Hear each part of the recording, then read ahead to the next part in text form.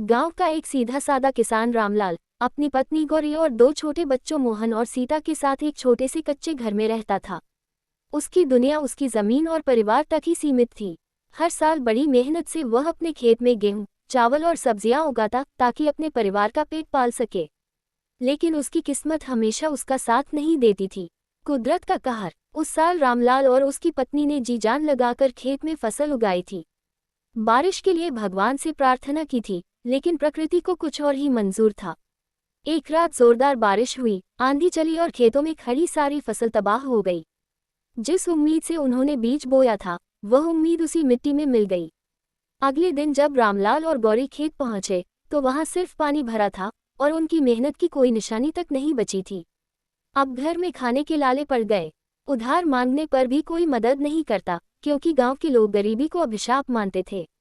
वह दाने दाने के लिए तरस रहे थे, लेकिन किसी ने हाथ तक नहीं बढ़ाया।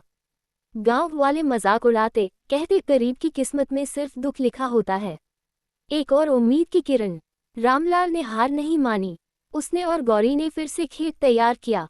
इस बार उन्होंने फसल के साथ साथ कुछ मसालेदार सब्जियां भी उगाईं, ताकि अच्छी कमाई हो सके।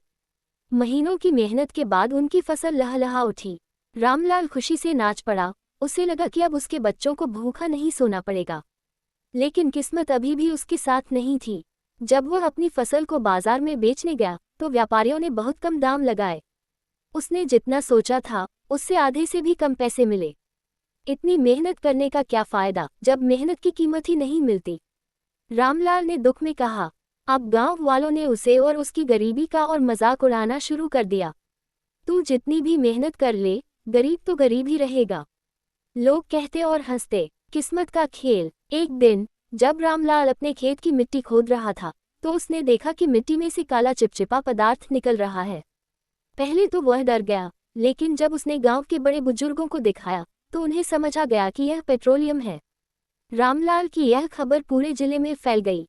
सरकार की टीम आए और जांच की। वह जमीन पेट्रोलियम के भंडार पर बसी थी। कुछ ही महीनों में सरकार ने उसे जमीन के बदले करोड़ों रुपए दिए। अब तक जिसे गांव वाले ताने मारते थे, वही रामलाल अब सबसे बड़ा जमींदार बन चुका था। उसने अपने लिए एक बड़ा पक्का घर बनवाया, बच्चों को अच्छे स्कूल में भेजा और गांव में कई गरीबों की मदद की।